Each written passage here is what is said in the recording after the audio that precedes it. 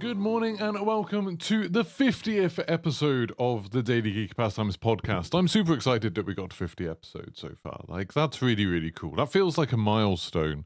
Like, I'd started other series before and other podcasts and never really got past like the third or fourth episode because of, whether it was a lack of interest or it took too much time or whatever. And this one is, I think, going well. Like, it's been cool. We've had, a consistent kind of level of interest. It's been growing a little bit here and there, depending on the topic. And I've been really enjoying doing it. It's just a really nice way for me to start my day. It's a really nice way to interact with the community. And I think we've got a nice little community going on here. Hopefully it keeps on growing. Hopefully, before long, we'll be having our 100th episode. That would be absolutely awesome. So yeah, good vibes, happy vibes about that. We're going to be talking about a lot of things today. The Ubisoft showcase is the big one. We're going to go through all of the different announcements in that. We'll talk a tiny bit about the Capcom showcase, also about a game that I am kind of blown away by. I was really talking about my hype for Starfield. I played something else yesterday and I was like, oh my god, this is actually super, super good. Like a game that wasn't really on my radar that much, but now I'm very excited about. And we'll have another little bit of a rant, so that'll be fun, and we'll probably get some people's backs up. But it wouldn't be a Geek Pastimes podcast. I couldn't do a special 50th anniversary, not anniversary, 50th anniversary, 50th episode, 50th milestone, without potentially pissing someone off, could I? So, welcome to everyone that's in chat. Good morning, Stephen, Texas, House UK, Flynn, High Lord of Terror, Sigma. Just a reminder that if anyone is listening to this later, you can watch me recording this every weekday morning at youtube.com/Geeky Pastimes, or you can listen to it on the VODs afterwards or on all of your normal podcast services. It's available in lots of different places. There's lots of ways to access this. And I don't normally advertise my other channels, but I do stream on twitch.tv/Geeky Pastimes. I'll be streaming some Formula 1 2023 today. We'll talk about that a little bit later. And I will, I also tweet a lot, twitter.com/Geeky Pastimes. Recently lost a lot of followers on Twitter. You can come and find out why. That'll be a fun thing. And also I have an Instagram. I'm just Geeky Pastimes on Instagram. That is much more like food and holiday based. There's a lot of theme parks on there, lots of roller coasters. I am going on holiday on Thursday, so there will be no podcast on Thursday or Friday or all of next week. You're going to have quite a big break from me, I'm afraid, just because we're going away to go ride on a bunch of roller coasters, essentially. In the desert, it's going to be unbelievably hot. It's like 40 degrees centigrade out there at the moment. And in the middle of the night, you always hear, in the desert, it gets really cold. And if you've been to LA does get really cold at nighttime. Yeah, where we're going, it's going to be 30 degrees at night. So not cold, still hotter than it is here, while everyone's complaining about how incredibly hot it is here. It's going to be an interesting one. But yeah, I'm looking forward to the trip, but it does mean we'll do a podcast tomorrow and then there won't be a podcast for a little while, I'm afraid. So, let's get on with talking about the news. So the first thing that I wanted to talk about today is a little bit of actual news, and that is to do with the Microsoft and Activision acquisition. It's not a merger, is it? It's an acquisition. Microsoft are buying them. The FTC in America are filing an injunction, which, as far as I can tell, and I am not a legal expert, and this is an American thing, so I know even less about it, means that a judge has to look at it more quickly.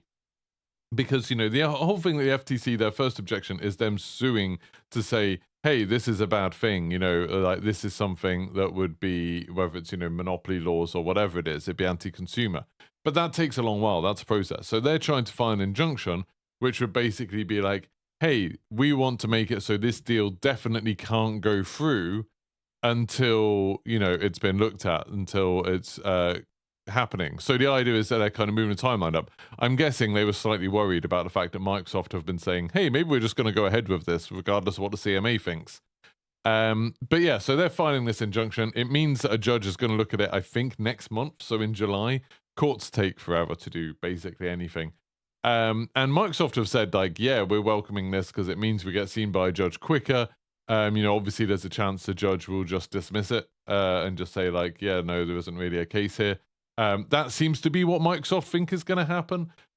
Obviously all of this stuff, it's hard to tell what's going on because it's all media and it's all PR and stuff like that. But they were asked, I don't know if it's Phil Spencer or who it was interviewed after the Xbox showcase the other day. You know, lots of press were doing lots of interviews. And someone said, oh, what's going on with that? And they said, yeah, they're like working on it, but they're very confident that it's all going to go through. So they're just sort of being quietly confident about it now. I still assume it will go through, but mostly just because I've got, you know, a little bit of fanboyism towards Xbox, I guess. A little bit of kind of, I just trust what Phil Spencer says.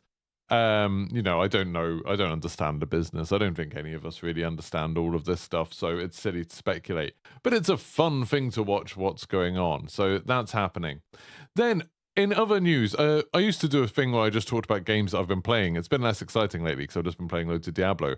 But yesterday, I streamed a couple of hours of Formula 1 2023. We got to play that a little bit early. I've actually been able to play it for like a week and a bit now. But we got to stream it early yesterday. And I played some of the story mode in Formula 1 2023. And I never played this before. It's called Breaking Point. There was one in Formula 1 2021. And I didn't play it. I didn't like ever have a go at the story mode. So this was like my first look at it.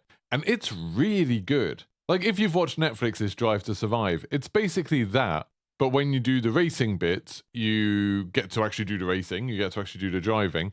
And when it's like the interviewy bits, sometimes it's like story and sometimes it's like you get to make some dialogue choices and things like that. And it's not like, I don't think there's branching narratives as such. I think it's much more like you can level up, like, you know, if you support your engineers and you make time for your engineers and stuff like that, then you get some extra points, which gives you some extra options in that regard. Or if you do more like social media stuff and try and increase your fame level, that gives you some more options there. It's like that kind of thing, basically. It's like, you know, just opening up more options for you later.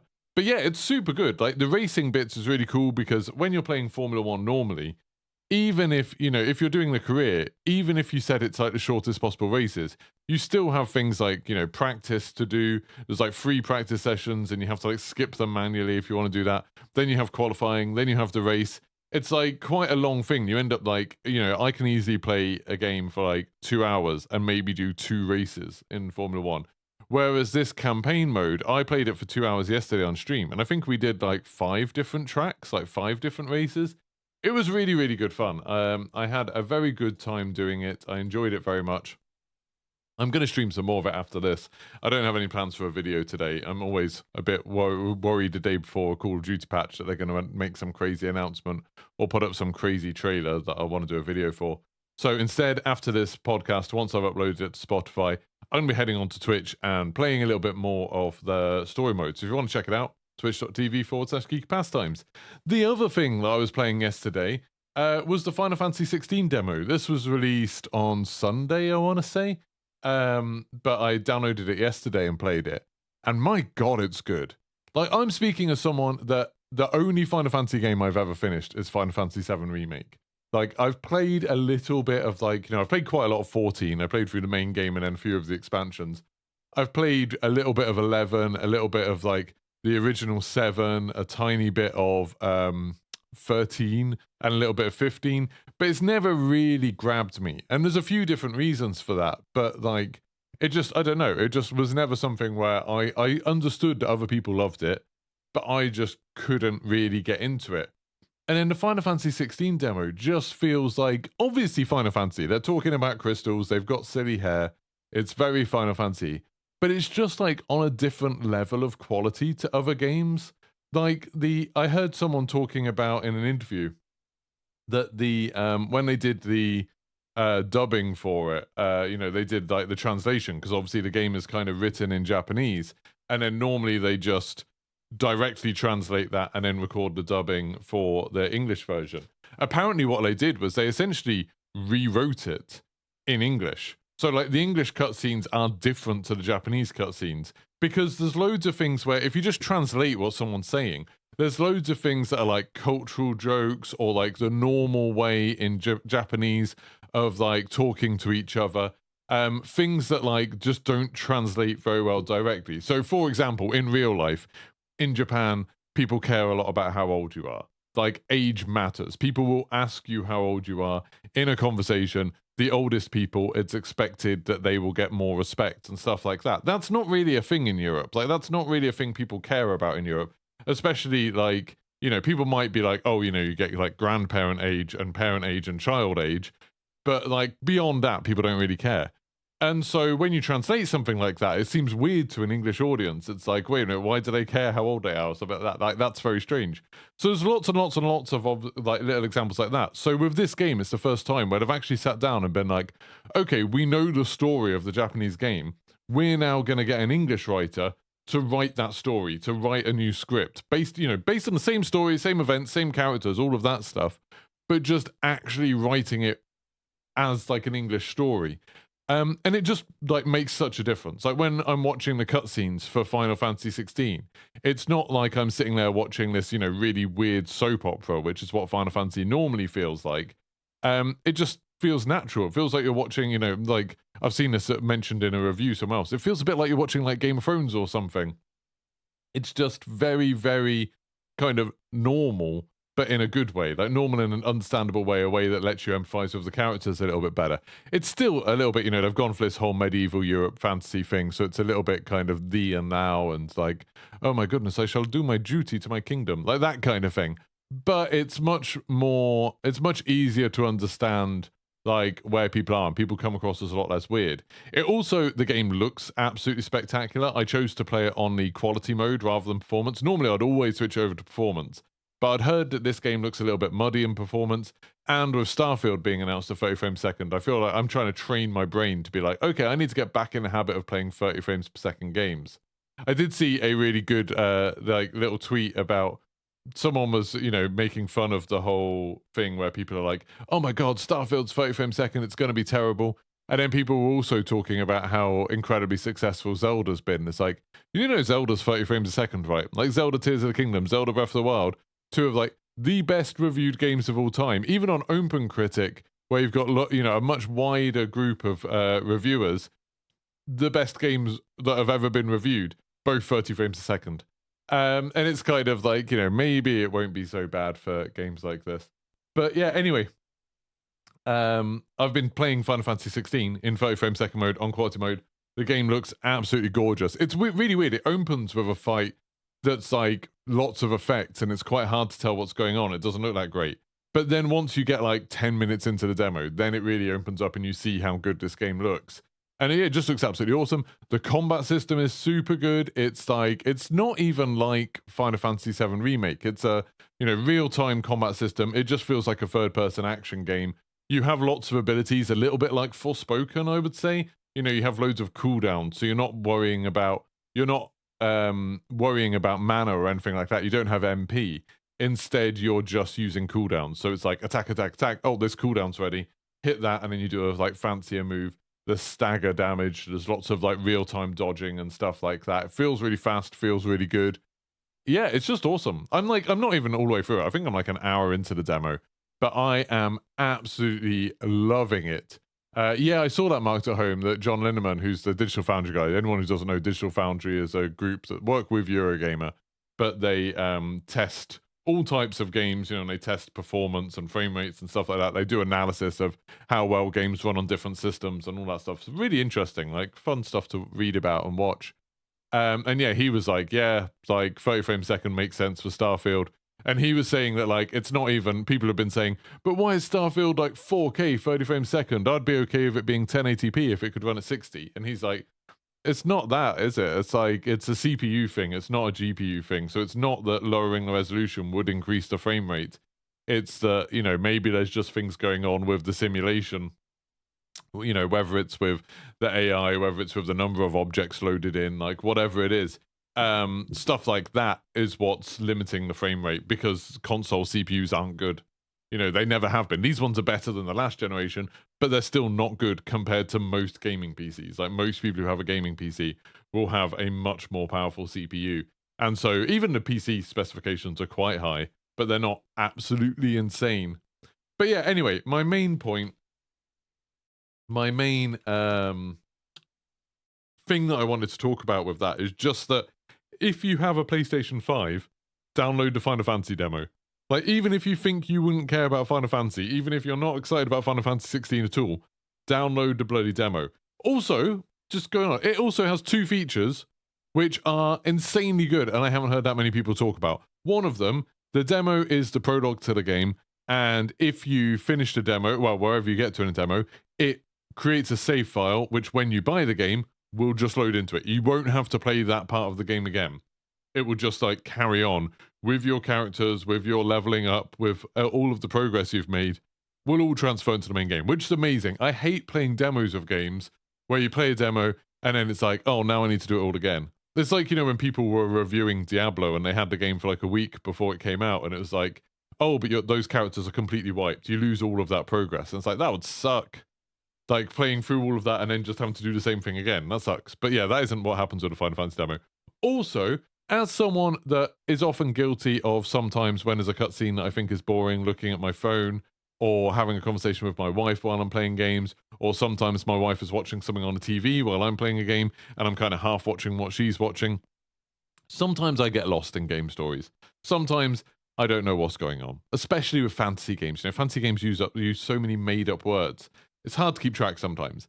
Final Fantasy has an amazing system where if you pause any cutscene, you know, you press start, it pauses it, it doesn't skip it, which is nice. Then you press the touchpad on PlayStation controller, it comes up with a little thing like what Amazon Prime does, where it's like, there'll be little circles and there'll be like all the characters who are in that cutscene, the location where the cutscene's taking place, and then some of the like ideas that they're talking about. So if they're talking about a group of people, it will have one for that. If they're talking about a monster, it will have a thing for that. And then you can go to any of those circles and there'll just be like a 1-paragraph explanation of who this person is or what this place is or what this idea is, which is just amazing. So like if you're a bit lost and you're like, wait, who is this again? Because, you know, some of the characters are a bit confusing. You can just like press on it and it's like, oh yeah, this person is so-and-so. He's related to so-and-so. He's done this. And you know, it works with quite minor characters as well, even if you're just having like quite small conversations or a little side quest type thing. Really, really cool. Also, when you pick up objects, you just walk over them and it picks them up. You don't have to like press a button to pick them up. Sounds like a small thing, but in Final Fantasy, that's always been kind of annoying to me for some reason. Just like so many good things. So cool. So it is 100% worth playing. If you have a PlayStation, download the Final Fantasy demo. I genuinely think you'll have a really good time. It's a lot of fun.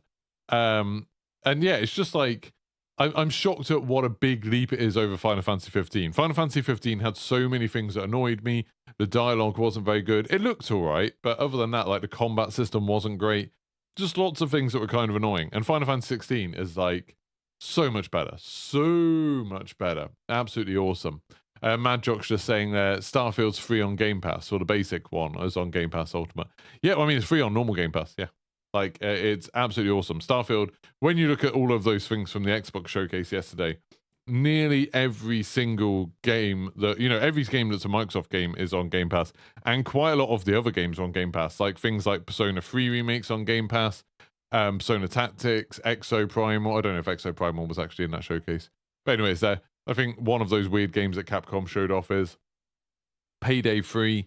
Loads and loads of games just coming to Game Pass. So if you have Game Pass, it's what, like £11 a month for Game Pass Ultimate. You have access to all of those games on PC, on Xbox. All the Microsoft first-party games have cross-save and cross-progression, so I can stream a bit of it on my PC and then go play it on my Xbox downstairs, and it just picks up where my save was, which is amazing. Just absolutely incredible. So Game Pass is so good. Like, if you think like Game Pass, even if you're paying for it full price, so you're paying for it monthly across an entire year, and you're paying like 140 quid a year or something for it, which I think is about what I pay for it, then you're still like, that's the price, the 140 quid, that's the price of buying 2 full price games. So say if you were going to buy Starfield and Forza this year, that is then paying off Game Pass. Like, Game Pass is now broken even for you, and then you can play all of these other games that you get to play. Like, all of these many other amazing games on Game Pass are all just, you know, bonuses, all just free. Absolutely amazing. Payday 3 on Game Pass is huge. Yeah, that's really cool. For me, Payday 3 on Game Pass is massive because it means that when it comes out, I can then get my friends to play it. You know, because like, I can just say to them, hey, you don't need to buy like a 50 quid game or a 20 quid game or however much it costs. You don't need to buy that to play with me. Just get a month of Game Pass. And loads of people have like still have Game Pass trials kicking around and stuff. So it's like, yeah, I'll just do this and then I'll be able to play it for a few days. Like, we do that all the time when I want to play Sea of Thieves. I'll just, like, tell Name Go and Arrow to get a month of Game Pass, and they do that, and then we can play Sea of Thieves. It's really cool. Absolutely love it. Absolutely love it. Right. So that was... Oh, sorry, I'm just reading something that doesn't make sense. That's fine. So yeah, that's all of the news, really. We are going to talk about the showcases, but before that, I did want to do the thing that could be seen as possibly a rant. I wanted to address the Nick Merckx and Tin Tatman thing, because it hasn't gone away. And I realised that we didn't really talk about it on the podcast very much. I talked about it a lot on Twitter. That's what lost me about 140 followers. I talked about it a little bit on Twitch. I've talked about it on Discord. I had a big old rant on my Discord about it. But I just wanted to address it a bit more because things seem to have settled down a little bit more now. And one of the things that really bothers me is that I've seen a lot of big accounts saying things like, oh, it's really sad that there's like so much of a divide in the Call of Duty community, or it's sad to see people at each other's throats. And I've always been a bit wary of stuff like that, because as soon as you start talking like that, you're kind of making it sound like both sides are equal. You're kind of making it sound like, oh yeah, there's like two sides to this, and like, why can't we all just get along? Why can't we just agree to disagree? And it's like, at least in my mind, one side is trying to perpetuate this narrative that gay people are somehow in this big pedophilic conspiracy. This stream's definitely getting demonetized. And then the other side is saying, hey, we should teach kids to not hate themselves. And there's like, that's not equal. And that's, you know, the idea that one side is really spreading these like homophobic ideas that are very, very dangerous, because I'll talk about it a bit more, but basically the risk is that you get idiots to believe you. You get idiots to take these things at face value, and idiots do terrible things. You know, when there's like that whole Pizzagate thing where some like QAnon people came up with this insane conspiracy theory that there was like a pedophile ring operating out of a pizza place that was being run by Hillary Clinton, and then someone turned up there with a gun. And it's like, that's scary. Like, that's scary that things like that can happen. That's scary that these people who I assume don't really believe some of the extreme things they're saying can say these things, and then someone else who does believe them on the internet can run with it and be like, well, I'm going to do my part. I'm going to save these kids, and then go and do something violent and frightening to people. And so like stuff like that being spread in something like the Call of Duty community, where I'm sorry, but the Call of Duty community definitely has a maybe larger than normal share of very impressionable toxic men. Like, it just does. I don't see how anyone could argue against that. Like, you look at any big like Call of Duty tournament or event, you've got a lot of people there who seem a little bit like they're quite antisocial. Maybe they're lacking some skills, and they seem very, very angry and very ready to like go, "Wah!" But they're also not very eloquent. They're not very good at explaining things. They tend to share some kind of troubling ideas. Yeah, I would say there's a definite element of toxic masculinity and maybe a level of people who aren't that smart that follow these games. And, you know, whenever you've got any big community, any community that's got millions of people in it, you're obviously going to have that element. It just seems like with Call of Duty, a lot of the biggest channels, a lot of the biggest streamers are part of it. Like, or at least they're encouraging it, you know, like they're fostering it. Like, they're the reason the community is the way it is because they're the names that have got to be biggest. And, you know, it's a chicken or an egg kind of thing. It's like, did they just become the biggest names in the community because the community's already like that? Or is the community like that because the biggest content creators and the biggest, like, you know, news channels and things like that support those ideas? That's very difficult to talk about. But I thought I would do a bit of a explanation, kind of, now I've had a few days thinking about things, hearing a lot of perspective, stuff like that, of my perspective on the whole thing and why it's a big deal and why, no, it's not okay to just, like, let people say what they want. And, like, I've always, I know, not always, actually. I've seen a lot of people doing the whole kind of free speech thing and saying, like, you know, oh, people should be allowed to have their opinion. Everyone's entitled to it, blah, blah. And I feel like that might be an age thing. I feel like I used to think like that a bit more when I was younger, like when I was kind of university age, so like in my early 20s. I feel like I used to think that a lot. of like, like what's the philosopher thing? Is it Descartes or someone who was like, oh, I don't agree with what you're saying, but I'll die for your right to say it. And this, idea of being a free speech absolutist, as Elon Musk says. It doesn't work because people spread lies. People manipulate people using that. People will use the idea of like, I can say what I want because of free speech, and then they spread lies. That's how we ended up with things like Brexit. You had Boris Johnson, before he was Prime Minister in the UK, literally going around during the Brexit campaign with a big bus with on the side of it like, we'd have 330 million extra pounds a week for the NHS if we left the EU. And then they won that vote, and then he turned around and said, no, that's not true. It's like, what? He just lied. It's like, well, it's free speech. You can say what you want. Doesn't matter. And it's like this kind of idea that you can say what you want and just spread misinformation. We ended up with like the whole anti-vax type thing. We've ended up with crazy conspiracy theories. We've ended up with just very impressionable people being led astray by people saying, well, I can say what I want. It's free speech. And I think, like, there's just an element where it's like, you have responsibilities, especially the bigger your platform, the more your responsibilities are. Like the more people who are listening to you, the more you have a responsibility to not lie, to not mislead them, to not like make them think something that isn't true.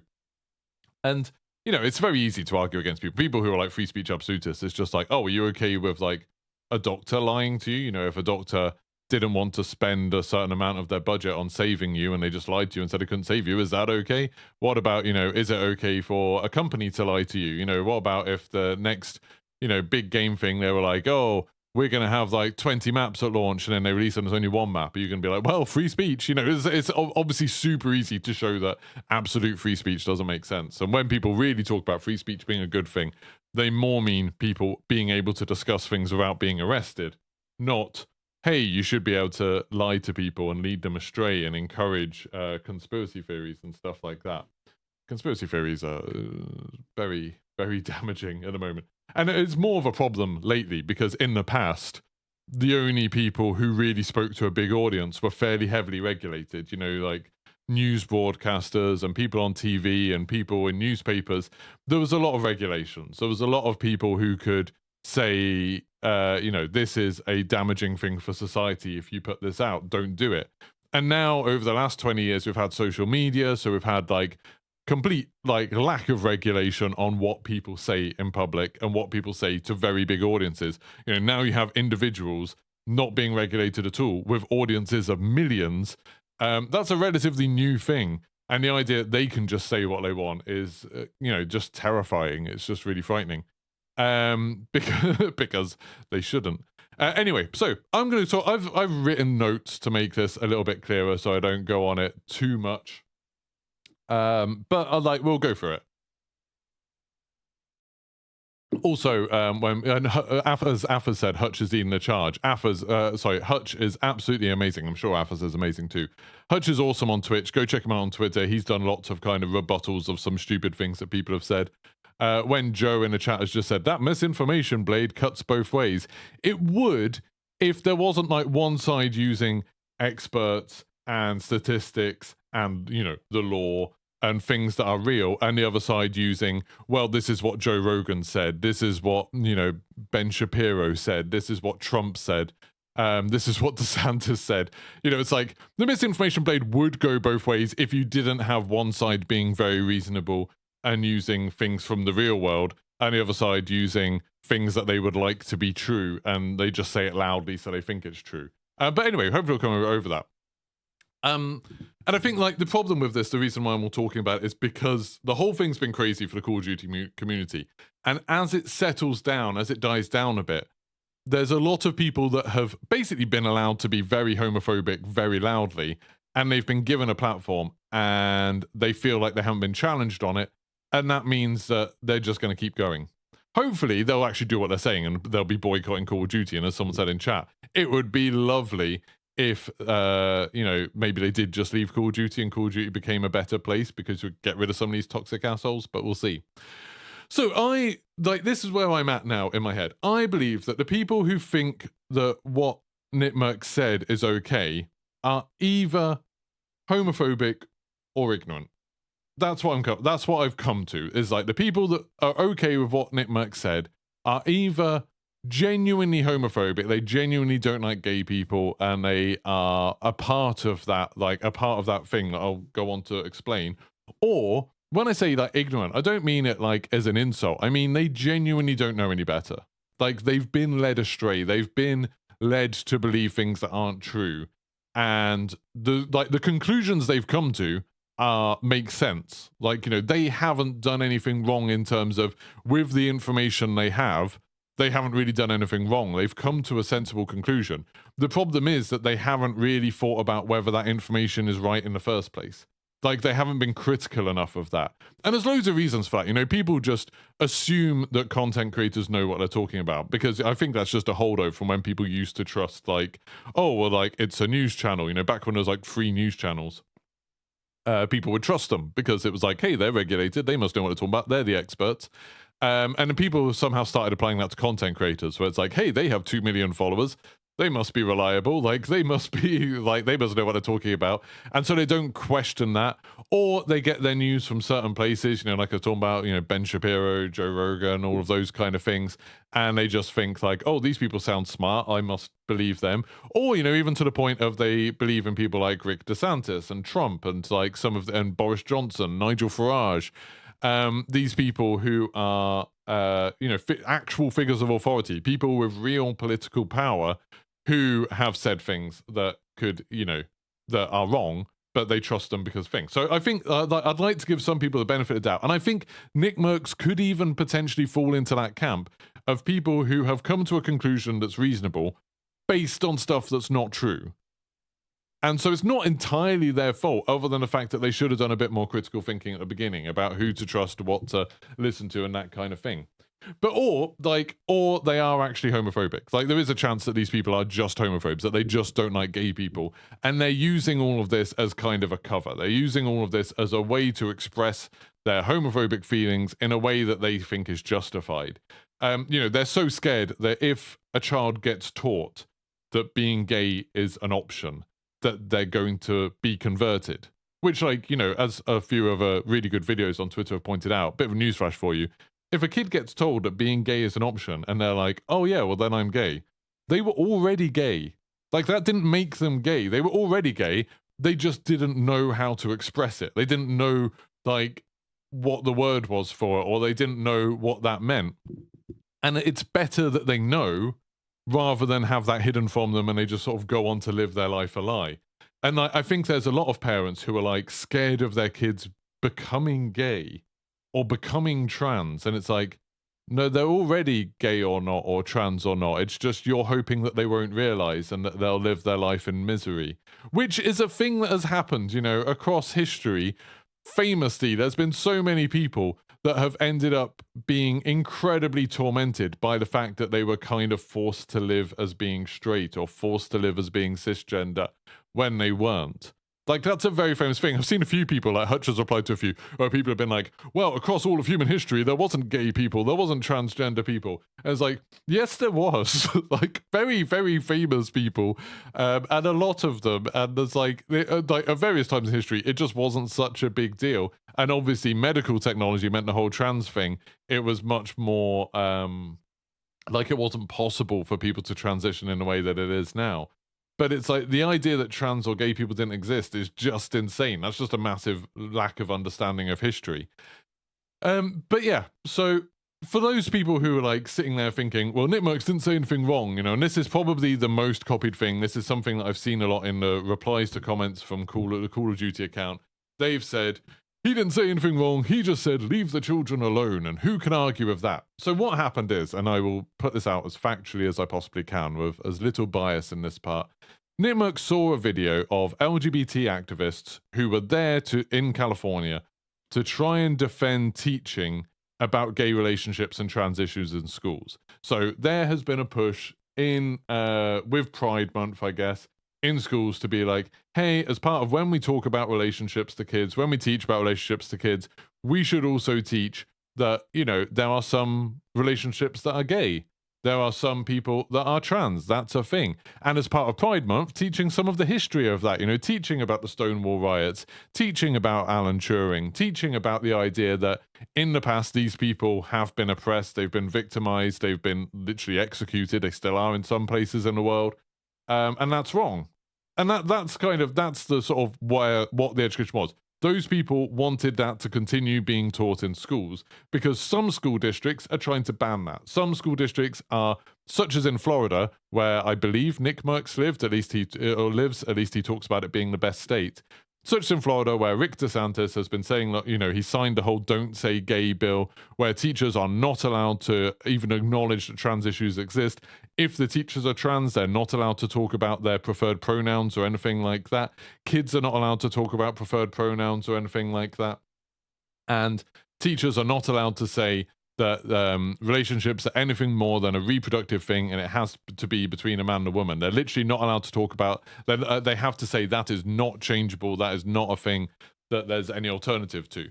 That's like a legal thing. So these teachers are saying like, hey, and so, not just teachers, like parents and just LGBT activists, I guess, just gay people being like, hey, we don't want that to be banned in schools. We want there to be education about it. And so those people there, and they got attacked. They had people come over to them and start hitting them and start being violent towards them. And there was a video of this and people being like, this is horrific. And he replied to that tweet saying, they should leave the little children alone. That's the real issue. And when you look at that tweet, obviously, like, some people have been like, it's ambiguous wording. Who are the they? Who should be leaving the little children alone? Some people have said, oh, well, it's the people being violent. It's like, that doesn't seem to make a lot of sense, because when he says that's the real issue, the tweet already was condemning the people who were being violent. So why is he saying that's the real issue, that they should leave kids alone? If he genuinely meant, oh, people shouldn't be fighting outside of school, he could have immediately cleared this whole thing up. He could have immediately just put another tweet being like, to make it clear, I'm not talking about the activists, I'm talking about people fighting outside of a school. Would have been super easy to clarify, but he didn't. Instead, he went on his stream a little while later after all of this and said, like, tried to explain himself, and he said he didn't hate gay people or anything like that, but he said he doesn't want teachers teaching his kids about LGBT issues. Like, he said that was for him to do, that was for him to decide, and he doesn't want teachers talking about it. That was like his explanation of it. And the real debate, if like you get down to and you ignore all of the nonsense and you ignore the extremity, the real debate is very simple. It's like, whose responsibility is it to teach kids that gay and trans people exist and what that means? If you're on the side of saying, well, it's the parents, the parents are the ones who should talk about that kind of stuff. I've seen lots of people saying like schools are just about maths and science and shit. Like they're not there to talk about relationships. I mean, that's nonsense. Like, schools have talked about relationships forever. I was an English literature teacher, for God's sakes. Like, English literature has a huge amount of stuff where we end up talking about relationships. But anyway, if you say it's just the parents' responsibility, then the problem is that some children are going to grow up being taught like bigoted views, and they're going to grow up being taught that maybe who they are is wrong or shameful, which is something that has obviously happened repeatedly in the past. There's no end of narratives, of experiences, of people talking about how when they grew up, they were taught that being gay was wrong, and they were gay, and they were scared to tell their parents about it. They were scared to tell their communities about it, because all they ever heard was that being gay was, a deficiency, as something that was wrong with you. The whole point of schools is that they give an equal education that's free from that kind of stuff. That's why there's, it's not just like, oh, teachers are allowed to teach whatever they want. There's curriculums, there's no end of meetings, there's so much planning involved, there's training. People need qualifications. Teachers in general need to be quite intelligent. And teachers that fall below a standard get fired. Like, it is a thing. Whereas with parents, that doesn't happen. Parents don't get fired. Parents don't have training. They don't have like big meetings about how they should present information to the kids. And it's weird because with other issues like this, we don't say it's just a parent's responsibility. Like races and cultures, we're not like, oh, it's a parent's responsibility to teach about races and cultures. Like, schools shouldn't have anything to do with that. Or like disabilities, we don't say like, oh, well, parents should teach about all the different disabilities and how we should be tolerant of different people and make allowances, stuff like that. We don't say that because people can easily understand that, well, what about racist parents? What about ableist parents? What about parents who would maybe not teach their kids the best values? Maybe parents who would just pass on their prejudices. Like, what makes relationships different from that, or gender different from those issues? And then, aside from all of that, that's kind of the reasonable debate. Then you get into the unreasonable debate, where there's a lot of pearl clutching going on, where people are saying the real issue is that they don't want lessons about how to do gay sex being taught in primary schools. And that's a thing, this is where I'm getting onto the whole thing of some people are ignorant and hear stuff like that, and they're just like, well, yeah, I don't want that, so I support Nickmercs. Obviously, that's not happening. Like, obviously, as part of a curriculum that is being taught in primary schools, the teachers are not getting up in front of the class and being like, right, kids, today we're going to show you how to have gay sex. Like, that's clearly not happening. Like, it doesn't require a lot of critical thinking to realize that that's not what it is. Beyond the equivalent of what's already taught about straight sex, and obviously there is some sex education happening, especially when kids start getting to puberty age, they start getting to like 10 or 11. There's some stuff taught about safe sex and things like that. And that, like, safe sex talks, the sex education thing has been shown, at least in the UK, I don't know what it's like in America, but at least in the UK, to lower things like STI transmission, to lower teen pregnancies. Like, it's been a generally positive thing, which is why it's so well supported. But that's kind of, I'm assuming that's by the by. I'm assuming people are okay with the sex education being taught for straight sex. And these people are like, they're weirdos. Like, I've interacted with a lot of them over the weekend. They are weirdos, and they've been scouring the internet looking for like the most inappropriate situations they possibly can that involves children. And so, like, they find pictures where it's like, well, look at this book that's got rude pictures in it. And they often use the same book. So it's aimed at 16-year-olds. It's a graphic novel. It's got like 2 or 3 rude pictures out of the entire book. And it's all about, someone being pressured into situations that they don't want to be in. It's not like porn. It's not there for like enjoyment. It's genuinely a book about sort of the harrowing idea of being brought up, like growing up gay. And it's aimed at teenagers. It's aimed at something for 16 plus. With a couple of vaguely rude images. Well, no, they are rude images, I guess. Rude images in it. And they're saying like, well, look at this. This is being put in like primary school libraries. And like, if there's 1 or 2 libraries where someone has done that, some stupid librarian has put a book that's age inappropriate in the library, then obviously that's just something that should be sorted. They should just be like, hey, that book's not appropriate. It says it's for 16 plus. Don't put it in the library. It's like, fair enough. I mean, to be honest, I'd even go so far as to say like, if you've got kids who are looking up stuff like that, there's a lot more places where they're going to find stuff like that isn't just a school. There's other bigger problems like the internet that there doesn't seem to be the same kind of outrage necessarily about.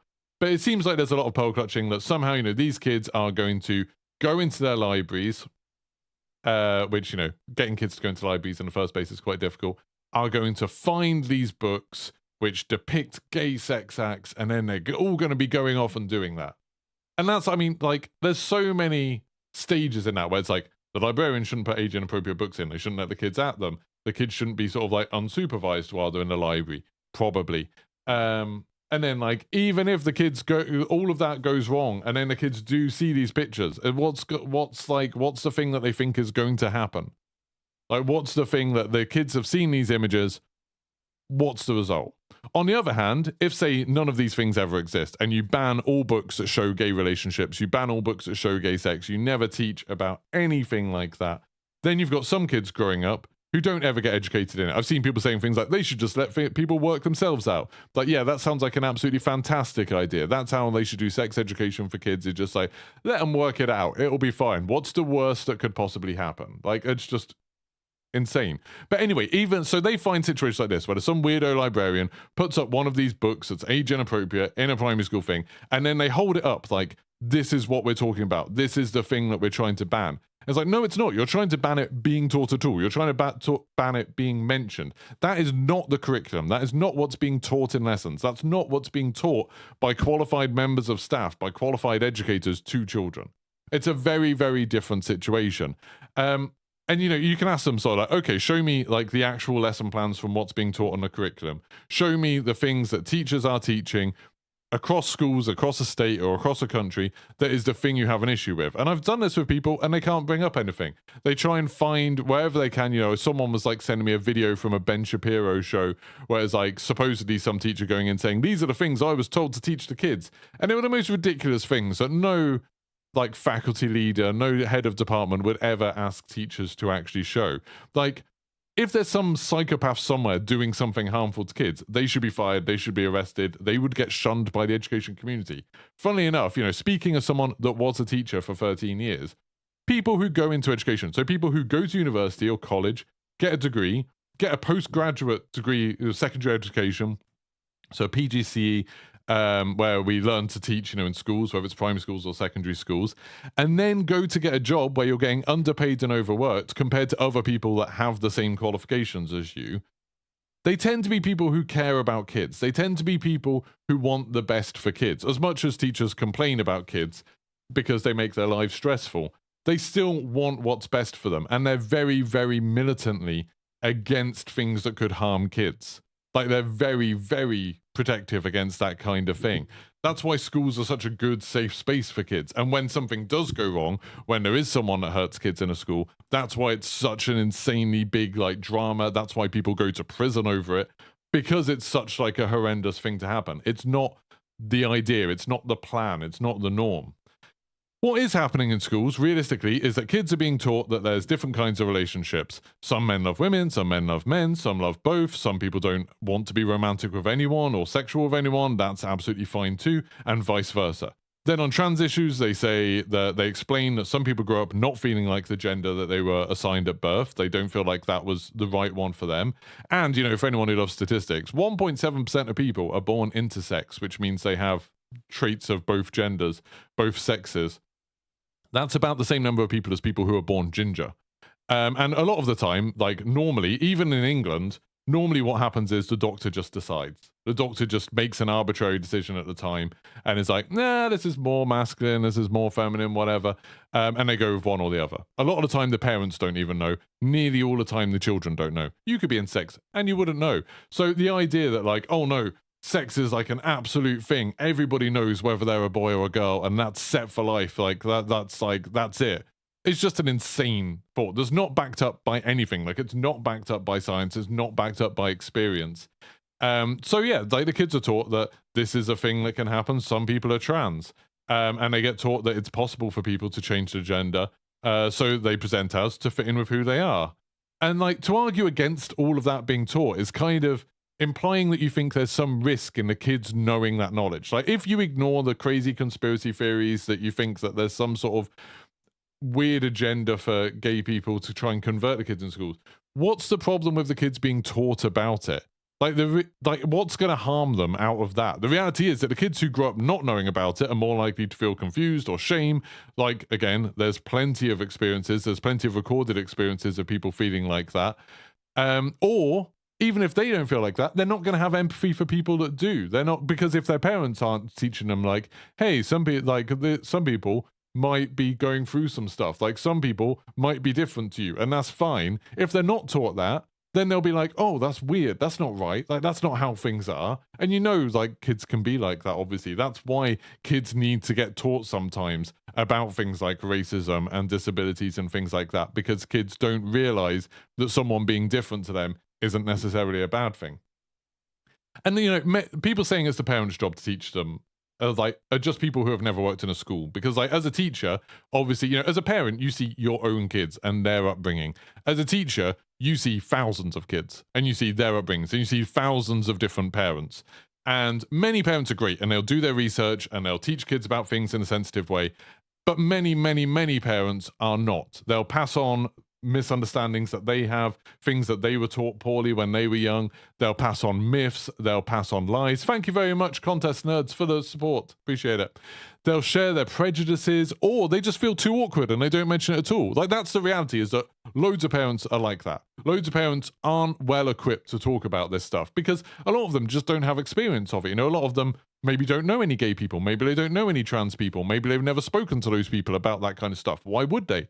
And so they just don't know. Whereas teachers they'll work from curriculums that have been designed by experts, they'll have input from people with a load of different perspectives, and doctors, and they can bring in people from charities and stuff who have experience and information that they lack. Teachers can be held accountable for it. So they have like a higher standard of the information that they're going to give to kids. And as I said earlier, if you're worried that your kid is finding out that gay people exist, is going to make them gay, they were already gay. Like, they just didn't have any understanding to know it yet. Like, do you really want those kids? I'm not a parent, and I know that makes some people be like, well, you're not a parent, you don't understand. Like, fine, you can, if you want to dismiss everything I'm saying based on that, I guess that's up to you. I can't control that. But, I was a teacher for 13 years.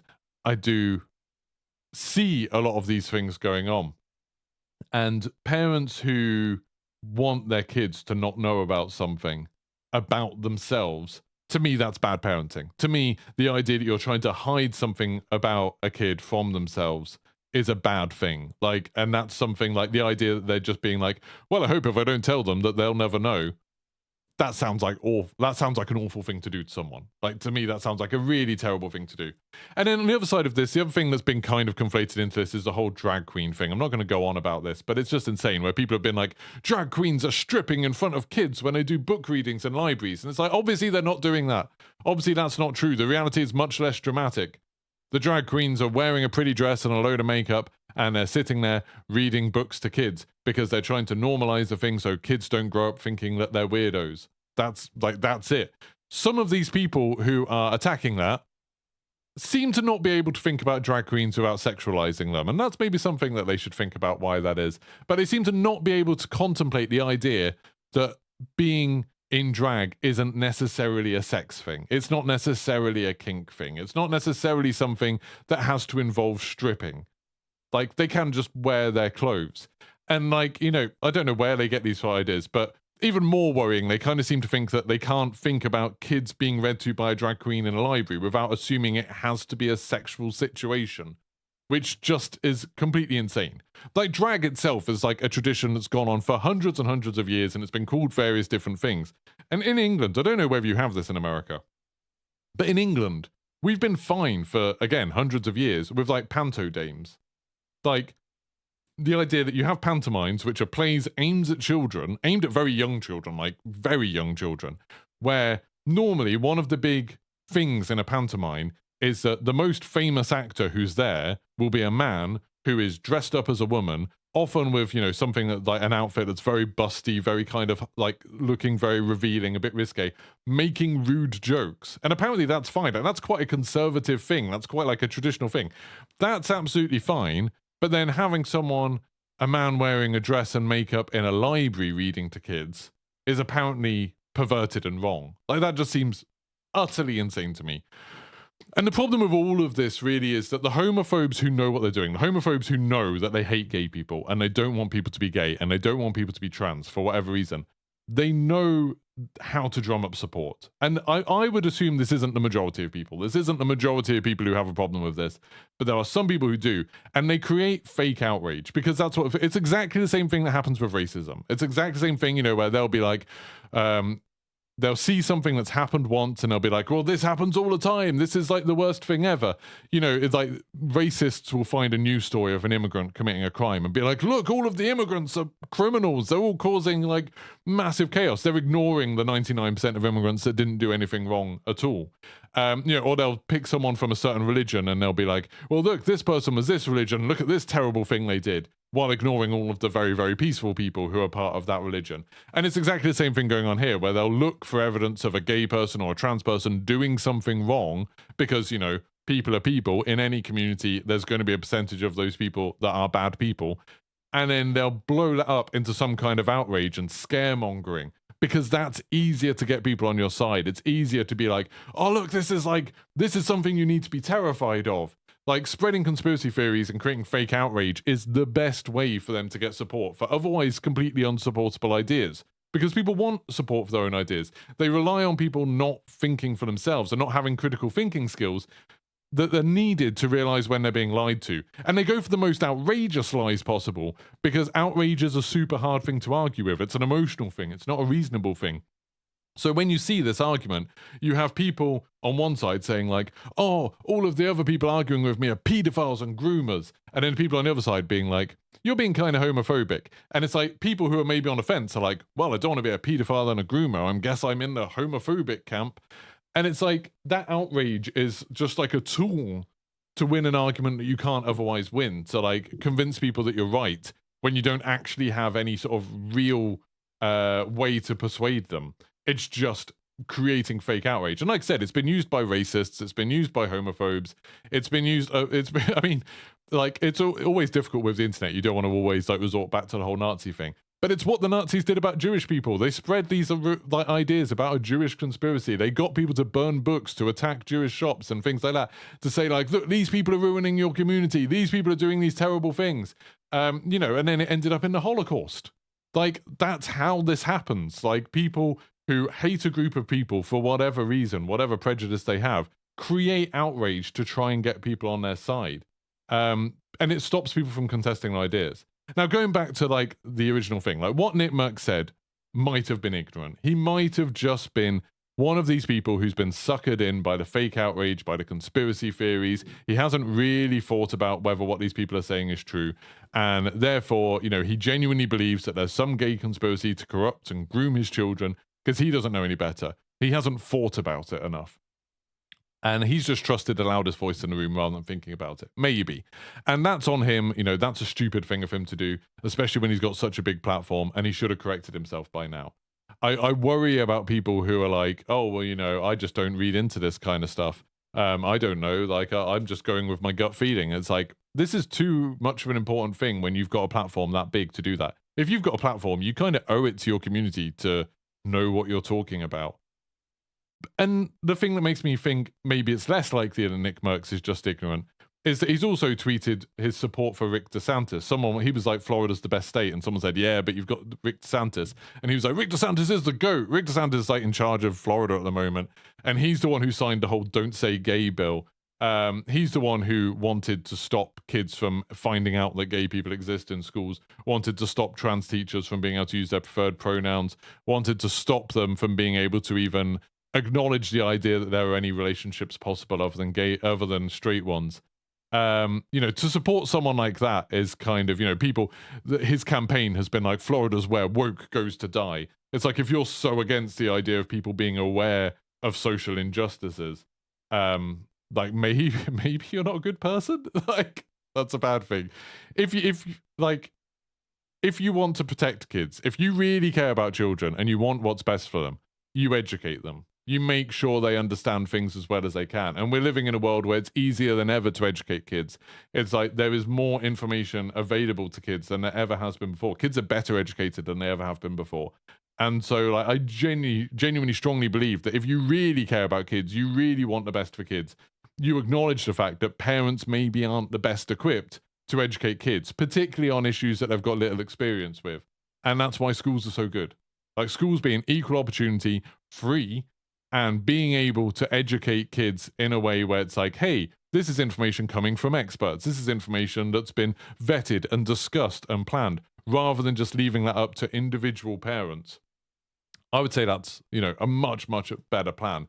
The people who do want to keep kids ignorant, like the people who want to keep kids ignorant about things to do with relationships and gender and sexuality and things like that, who want to just let parents pass on their prejudices and their misunderstandings to their kids, are just perpetuating the homophobia and transphobia.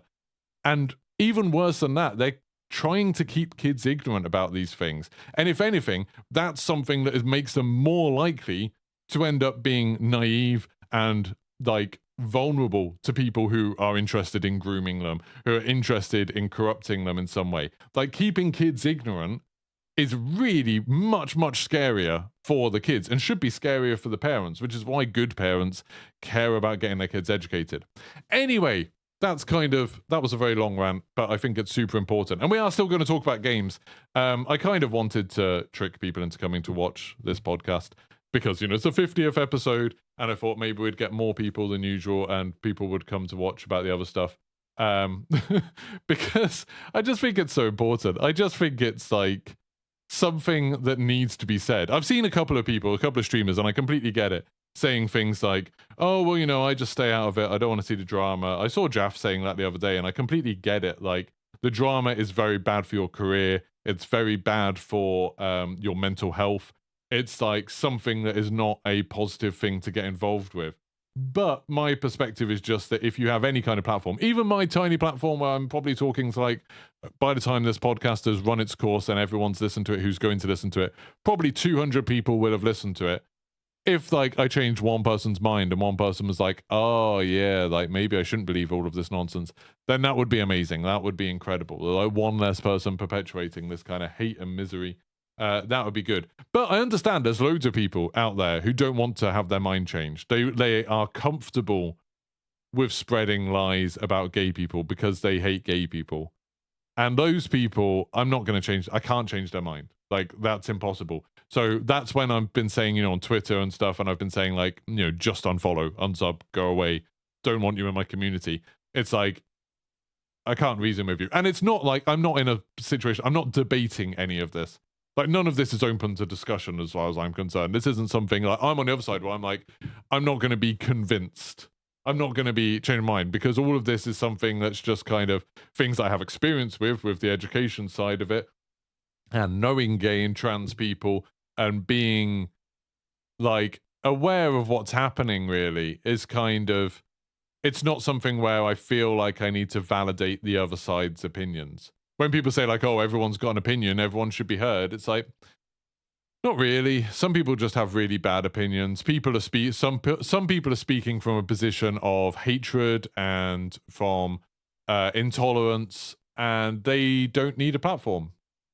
Like, and it's, you know, who's the person to judge that? Obviously, that's a big debate, and that's something that's difficult. But I'm just saying, from my perspective, this isn't something where I'm like keen to hear from the other side. I'm just not. I just think I'm presenting what I'm pretty sure is right, and I don't care about the other side, and I apologize if that makes me a bad person. You know, it's just not a debate that is worth having, to be honest. Like, it's exactly the same thing as, like, you don't talk to someone who's racist and be sort of like, oh, well, like, why do you hate black people? Like, please let me know what your ideas are. Maybe I'll be convinced. It's like, you don't need to. Like, some ideas aren't worth entertaining. Some ideas aren't worth validating by saying, like, hey, we should hear both sides of this. They're just not. Like, it's as simple as that. And I get that, like, when you're young, it's very easy to think that, you know, to be idealistic about it and to think that everyone's opinion might matter. But yeah, like, some people have bad opinions. Some people have some bad opinions. And it's not to say every opinion that person has is bad. It's just saying their opinions about that are bad. And so they should get better ones. Anyway, let's go back to talking about games. We're going to talk about the Capcom and Ubisoft showcases. This is going to be a long podcast again. We're going to go on. Yeah, Tech Nation, you can fuck off. Put it that way. If that's what you think is happening. Like, I mean, you'd have to be a special kind of idiot to think that Pride and gay people and trans people, whose whole thing has been about be your authentic self, be yourself, have your identity, and that's what matters. To think that those people are then saying to kids like, oh, you think you're straight, but actually you're gay, like, we want to recruit you, is just a whole level of stupid. It's just, all it is homophobes' fears. And they think, like, this is what we're scared of happening, and so it must be true, and we need to fight against it. And it's like, that's nonsense. Absolute nonsense. Again, get educated. Educate yourself. Or just, you know, think about it and don't be an idiot. Yeah, he is a clown. And I don't think you need to pay any respect to people like that. Like, at all. Not one bit.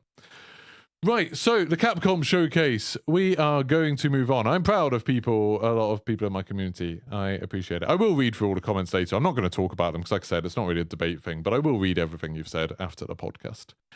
So the Capcom showcase was last night. I'm not going to talk about that long because it was terrible. It was really bad. If anyone stayed up to watch the Capcom showcase last night, I apologize. It was mostly, like, there was a bunch of mobile games in it. There was, you know, an Exoprimal presentation where they were just talking about the microtransactions, which, like, I've got no idea who Capcom thinks are watching their showcase, but it's like, hey, here's a Mega Man mobile game, and we're going to talk at length about all the microtransactions. Here's Exoprimal. Let's talk a lot about the Battle Pass and all of the ways that you can give us extra money for it.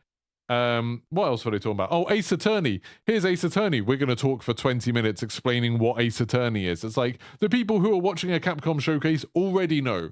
Like, you're talking to the wrong audience here. And then, the only bit of the... Oh, and they talked about Resident Evil 4 VR, which we've seen a million times. The only bit that was vaguely interesting was Dragon's Dogma. And even then, a lot of the footage they showed was from a trailer that we'd already seen. They didn't really talk that much about anything new, other than the fact, it's single player. They still have the pawn system. They still let you, recruit other people's assistants and stuff like that. The pawns are a little bit more intelligent now. That's kind of it. It wasn't interesting. Like, nothing in that Capcom showcase was interesting. One of the worst showcases I've ever seen, which was a real shame. And there was no, like, big surprise. People were thinking, like, oh, is there going to be, like, Resident Evil DLC or, like, a new Resident Evil game? Is there going to be Street Fighter, new characters revealed, like Street Fighter 6 things to keep that ball rolling? Is there going to be, like, some amazing thing like Dino Crisis or something? And the Capcom were just like, nah, we're just going to tell you how we're going to do more microtransactions. It was bad. It was awful. I can kick him, I think. I've got no idea what kind of weird dog whistle he's putting out there, like, long may the fox run. What the fuck is that about? If you can't talk openly about your ideas, then, maybe they're bad ideas and you should fuck off. Hide user on his channel. There we go. Anyway. He won't know. He'll be able to put his messages out, but just no one else will be able to see them. Then we can go on to the... It's all right. I've done it, Flynn. Then we can go on to the Ubisoft showcase. The Ubisoft showcase was a little bit better, and I know some people really liked it. I personally still didn't like it. I still thought it was bad. Like, they had the Avatar showcase at the beginning. It looks okay. The Avatar game, I still think there's something about both the Avatar game and the Star Wars game where on the surface level, I'm like, yeah, they look like something I'd want. The Avatar game is a co-op first-person adventure, open world. You're going around Pandora as a Na'vi. You've got all of these cool abilities. You're fighting enemies, and that seems quite cool. But it looked quite a lot like Far Cry.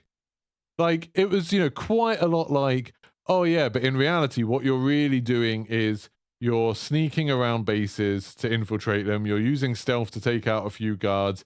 And then you've got a few extra abilities that might help you move a bit faster around or use, the Acron and stuff, but like just vehicles essentially to move around the map quicker. You're going to have a load of little side quests. You have to gain the trust of the Na'vi and then fight against the enemy. And then slowly you reclaim the map. You'll go around the map and reclaim it. And then it'll be like taken back by the Na'vi as you go through. And it's like, that thing that people always accuse Ubisoft of doing where every game is basically Far Cry?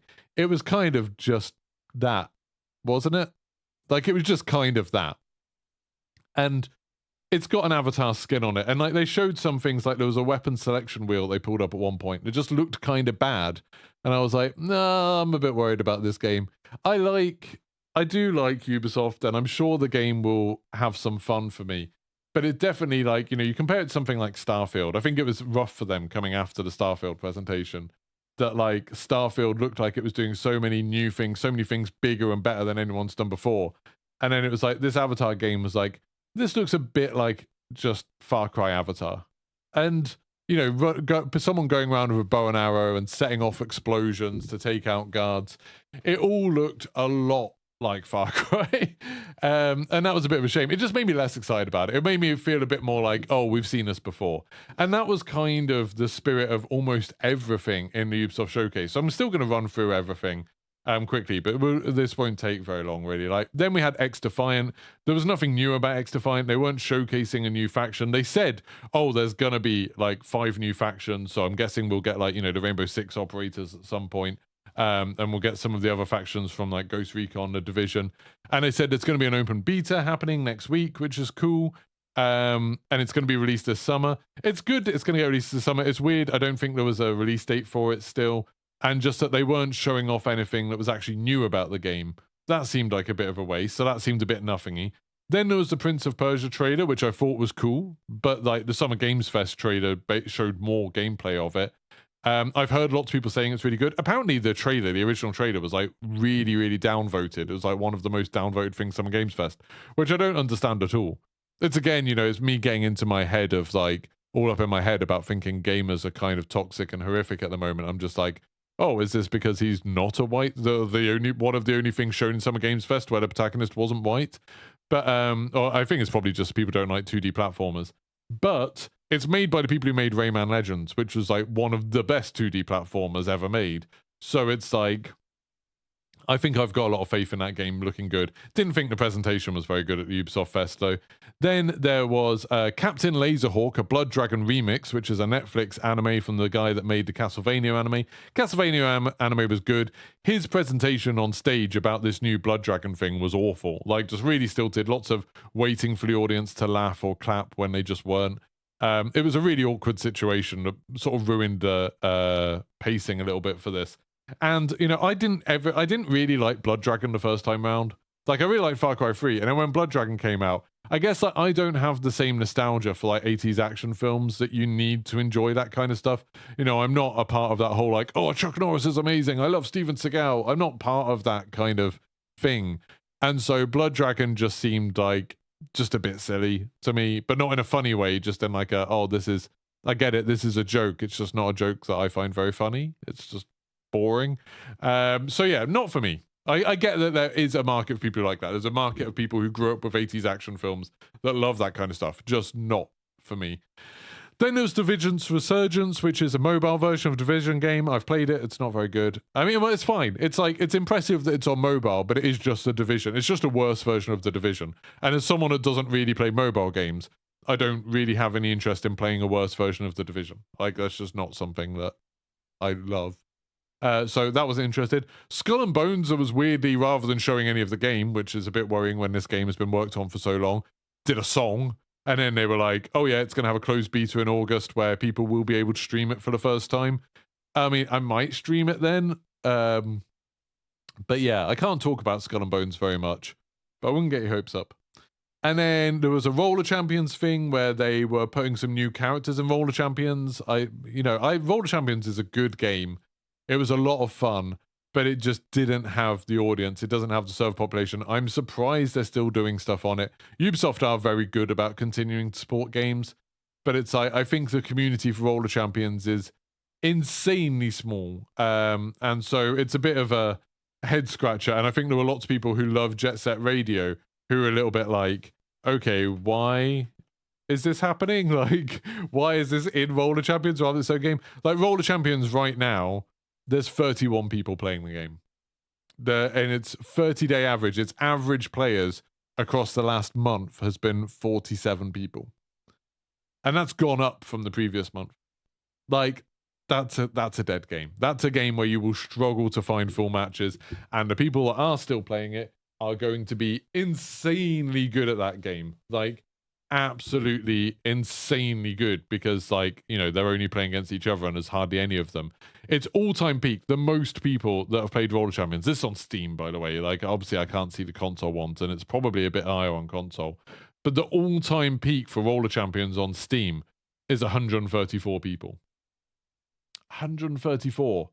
That's shockingly low. Like, that is a dead game. Like, when people say, oh, Call of Duty's dead game, like, that is a dead game. 134 people is insane. And it's insane that they're carrying on supporting it, to be honest. But Ubisoft are good at that. Ubisoft do support it. You know, for that community, that's awesome. And it is a fun game. I've weirdly got a load of Roller Champions merch somewhere. They sent me a bunch of stuff for it. But yeah, it's a fun game. It genuinely is. I really enjoyed it. But then I played it for like 2 days and stopped because it was like, okay, I've done everything now. And that was it.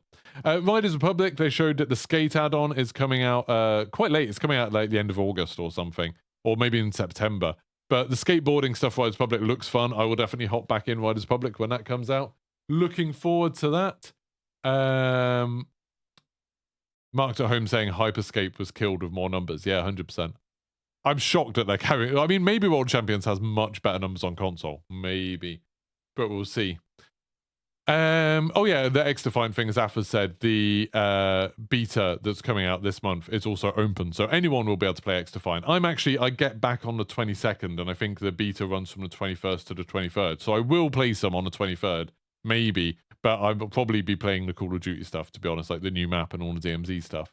So we'll see. I might stream it for an hour or two. We'll see. I'm more looking forward to when XDefiant releases. I'm not that interested in playing another beta. Then Brawlhalla, they announced that, you know, Master Chief and Arbiter are there. I thought we already knew about that months ago, but apparently it's happening. I don't know anyone that plays Brawlhalla. I used to know someone who worked on it, but they don't work on it anymore. Not I don't know them anymore. But yeah, I don't know if anyone cares. The Crew Motorfest was shown. I'm really excited about this game, and I've seen people playing it, and it's like the general sentiment seems to be from people that have played it that it's just like Forza Horizon, and that's kind of fun because Forza Horizon is fun, but it's not really doing anything new. And it's like, that's a shame. There was some stuff, you know, like, oh, it's got motorbikes, it's got quad bikes and stuff like that. That's kind of cool. I am absolutely 100% certain I will love the Crew Motorfest. The Crew and the Crew 2 are incredible games, super fun, very, very underrated. But this is definitely an example of a game that it's hard to be hyped for because it's just more of the same. It's more of something that I've already played. And one of the things that I loved the most about the Crew 2 was having like the whole of the United States to drive across. You know, you could do those crazy drives from New York to LA and you'd be crossing all the different biomes and stuff. And it was awesome. It was really fun. And now they're just setting it on Hawaii. And it's like, that's a lot less interesting to me. We've had a lot of games like this. You know, we've got Test Drive Solar Crown, which is a very similar thing as well, coming out. It just, you know, it's just less innovative than I'd like. But I'm sure it'll be fun. I'm sure I will absolutely love it. One thing I noticed is they had the Red Bull Formula 1 car in it, which kind of surprising that they must have paid a lot for the Red Bull license for that, but that's very cool. Then there was an Assassin's Creed VR thing. I don't really care about VR things at this point. There was a Codename Jade trailer, which was for the mobile version of Assassin's Creed that's coming out. Again, looks good, but I don't really play Assassin's Creed. I don't play mobile games, so I don't care too much. The only thing I play on my mobile is Marvel Snap. I just don't like playing 3D games on the phone. Then there was a trailer from Assassin's Creed Mirage, which I've seen people saying they loved it. To me, like, maybe it was just a video quality on their YouTube stream, but like, it looked really framey. Like, it didn't look smooth at all. Even my wife mentioned it. She doesn't notice frame rate stuff anywhere near as much as I do. And even she was like, why does it look so, like, just like not fluid? It just looked really jerky the whole time. And even just like the animations and stuff didn't look as fluid as other Assassin's Creed games. And, you know, in my head, all I was thinking was, this is what I remember Assassin's Creed 1 looking like. And I'm sure if I went back to Assassin's Creed 1, I'd be like, oh, that actually looks super ugly now. You know, it's always like that when you play old games.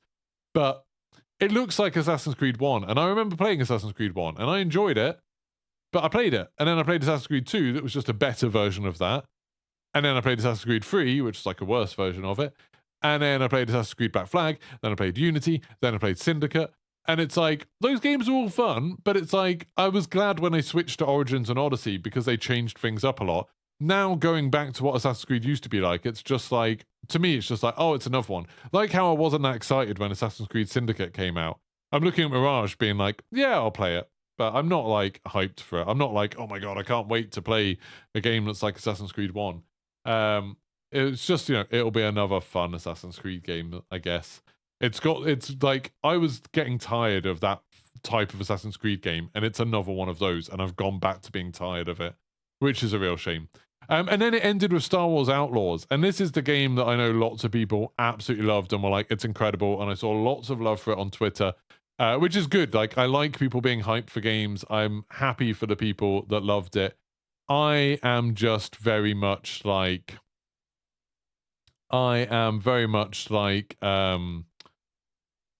it's not for me. Not like the game isn't for me. I will play it, but it's not the sort of thing that's going to get me super hyped. Like, I spend the whole time watching it being like, this looks a lot like Jedi Survivor. And I didn't really like Jedi Survivor that much. And it's like Jedi Survivor, but obviously without all the lightsaber stuff, just the shooting. And I don't know, it's going back to that whole thing of like how Avatar looked a lot like Far Cry. They were showing off what you do in this game, and it's like, hey, you go to like a hub area, then you get a little mission where you go over to a base, and then you go in, you sneak around a base, you fight some enemies, you use the upgrades that you've got and stuff like that, and then you come back and get a reward, and slowly you'll, like, you know, get stronger and stuff. And it's like, it's another Ubisoft game. I bet there's going to be towers. I bet there's going to be a tower that you climb up at some point in both this and Avatar. And it just, like, it didn't feel like it had any spark to me.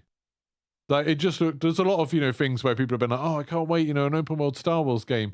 And it's like, I mean, Jedi Survivor just came out a little while ago, and it's basically that. It's basically an open world Star Wars game.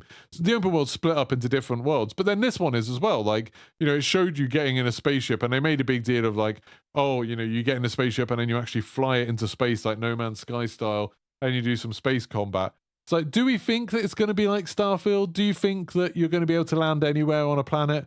I bet you're not. I bet you will fly towards a planet, and then when you land, you will land in one place on that planet, and you'll have like a big open world thing there. And then you will go to another planet and there'll be an open world there, just like Jedi Survivor. It's just like, how is this not like Jedi Survivor, really? Like, maybe as, this game's still a way off. It's not coming out till next year. I'm sure we will see more of it, and maybe we'll see more things that make me excited. But, like, while I was watching the combat, I didn't think the combat looked good. Like, the combat didn't look interesting to me. And the world itself was quite similar to the world that we've seen in Jedi Survivor. Like, we've seen it in other games. It didn't look like a really interesting, different take. When we saw, like, the trailer for Star Wars 1313, and it was, like, all about the underbelly of Coruscant, and it was, like, a really different take on, like, the Star Wars universe. That was really cool. Liked the idea of that. This looked a bit more like, oh, it's kind of like the frontier. There's some little settlements and stuff. Then you go out and there's some monsters and there's some stormtroopers and there's some speeder bikes. And it's just like, yeah, this looks kind of like the Star Wars we've seen everywhere. It feels like, I think what I'm trying to say is, it feels like it's playing it safe to me. From what I've seen so far, it feels like this is just kind of exactly what you'd expect. And it looks a little bit bland. Like, a little bit like there's not the spark there that would make me super excited for it. The story and the voice acting, that side of it might be interesting. Like, the voice acting seemed good. The characters seemed a bit interesting. Like that bit where, she was obviously doing a deal with some Imperials, but there's a bit of tension there because obviously you still need to be able to fight stormtroopers. Like, that was, maybe there's something there. Maybe. But I didn't see it. It wasn't like Andor style. It wasn't like, that kind of quality of writing. The little creature thing is kind of cute. But, every Star Wars thing now has to have a little creature thing that's kind of cute, whether it's a robot, whether it's a little alien. It's just, I don't know, it just felt like a very paint-by-numbers Star Wars thing. Hopefully I'm wrong. Like, hopefully the space stuff is more involved than I thought it looked. Hopefully the open world is more interesting than I thought it looked. But I really get the impression you're going to be playing this in the exact same way you play a Far Cry game. Like, that was the gist of it that I got, that both this and Avatar were basically Far Cry with a license attached. And that worries me. Like, neither of those games are games that I'm super hyped for now. And I was hyped, when I saw the CGI trailer for Star Wars Outlaws, I was like, oh my God, this looks incredible. And when I first heard about the Avatar thing, like, I really like the Avatar films. And I was like, oh, this could be amazing. And now I've seen them and I've seen gameplay and I'm like, yeah, meh. I'll play them. Maybe it'll be okay. I don't know. But I'm less excited than I was, which is a shame.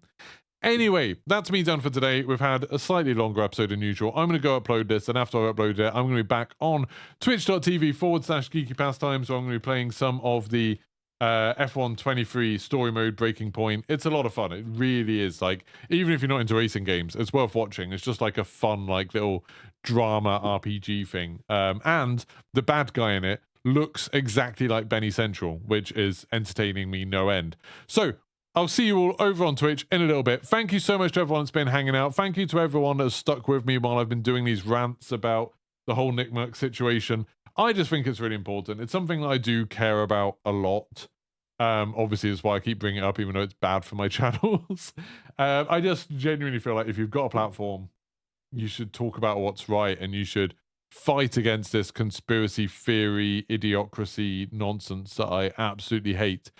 So thank you very much for sticking with me with that. I appreciate it. Thank you very much for watching, and goodbye.